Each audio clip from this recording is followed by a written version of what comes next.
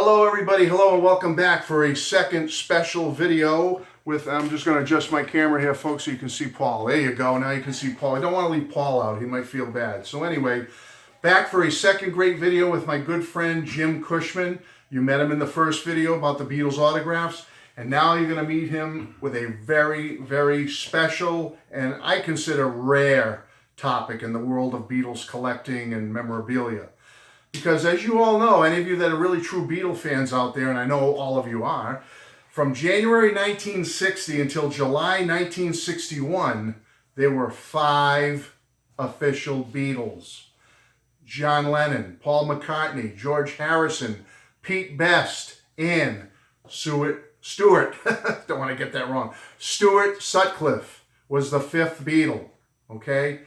We all know the story of Stu and what happened in his tenure with the Beatles, but how many of you have seen some real live Stuart memorabilia? Where you're about to learn about some right now. So I'd like to bring in Jim Cushman right now. He's back again for video number 2. I'm doing great and so happy you're here. Well, thank you very much. So, for this video, what are we doing today?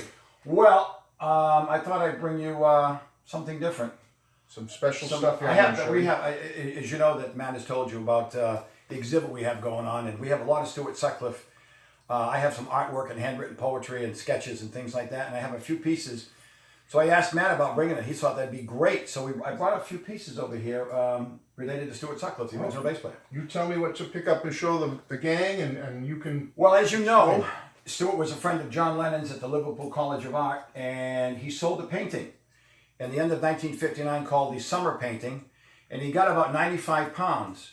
And he went and they convinced him to buy, he didn't really buy a bass guitar, he put it on the hire purchase. Right. And he bought a Hofner President bass in January of 1960, and Stuart joined the Beatles. He went with them, and when they went to Hamburg, Germany in 1960, he quit the group in July of 1961. He met Astrid Kircher, they were going to get married in 1962. Right. And Stuart wanted to go back to art college. And he passed away on April 10th, 1962, at the age of 21 from what they think was a brain hemorrhage. Right. So Stuart stuff is rare to find. There aren't that many things. I was lucky enough years ago to get some artwork. But in the last few years, I was lucky enough again to find some pieces, and we'd like to show it to you right now. Awesome. I can't wait to learn about this stuff. So what do you want me to... Well, show them. What we got here is a picture of Stuart in April of 1961 playing bass with the Beatles at the Top 10 Club in Hamburg. But what is underneath it and matter with it is an actual Stuart Sutcliffe signature taken from one of his sketchbooks from the Liverpool College of Art from 1960. Oh, that's awesome. There aren't many of those things out there. It's beautiful. Very rare, yeah, to find anything with Stuart Sutcliffe. You think how many Stuart Sutcliffe signatures are out there? He has a following. He really has a following, especially from the movie Backbeat. And there's been a lot of art exhibitions and things like that. But it's not easy to find anything related to Stuart Sutcliffe. He would have been 80. Wow. This past June 23rd. What a beautiful piece, folks, huh? Look at that. He was the oldest Beatle. Beautiful. He would have been the oldest? He was the oldest Beatle. He was born June 23rd, 1940. Ringo, July 7th, 1940. John Lennon, October 9th, 1940. Wow. There it is, folks. Right there. That was taken right from his sketchbook. Amazing, amazing.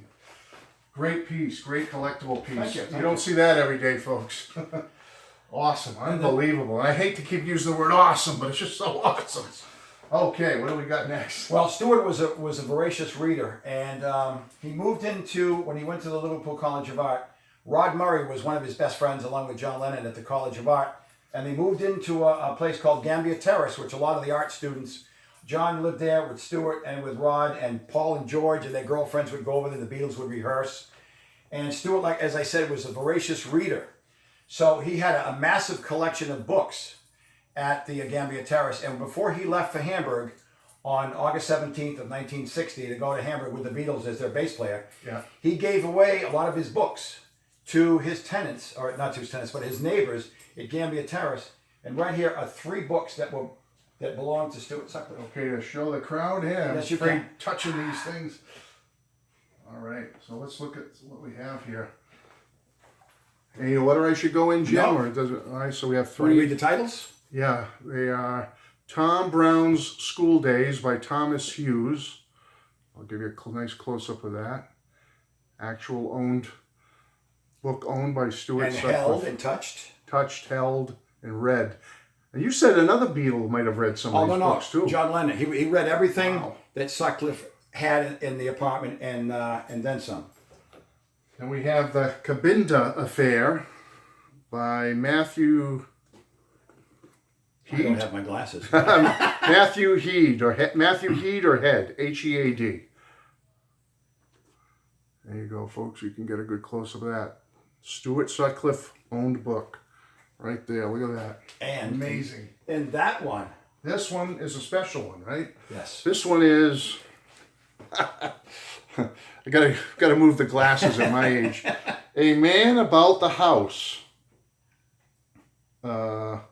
Francis Brett Young. There you go. Okay, Matt, open it up and find one of the pages with the paper in there. Okay, can you explain that? What am I... Why we have it marked here is that, as you can, I don't know if They you might can not be see able it, to translate well, but you can tell them what it if you is. can see it, but the book is loaded with Stuart Sutcliffe. Maybe you can see it, Stuart Sutcliffe's ink-stained fingerprints. Loaded throughout that book. Yeah, especially on page 117 here in the bottom, folks. See those dark smudges? See them? Those are actually Stuart Sutcliffe's ink-stained fingerprints. Correct.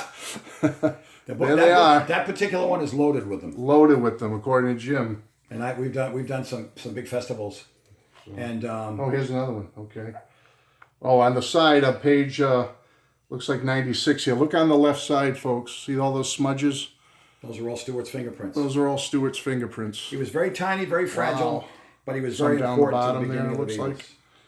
Wow, that's very cool. Awesome. Gave the Beatles their name, gave them their attitude. His girlfriend Astrid Kircher cut his hair, which Yeah. became the Beatle haircut. Yeah. Made him wash the grease out, and he was very important. And when he died, Lennon was devastated. It's just so nice that I've never had a dedicated video to just Stuart. I've talked about the Beatles for the last 3 years. I've shown and talked about as many things as I could. But to actually have something on Stuart, just himself, I think is very unique and very special. I'm so glad Jim was able to share it with all of you. You're very welcome. All right. Thank you very much, Matt, folks. thanks very We'll much. be back for another one. Bye-bye.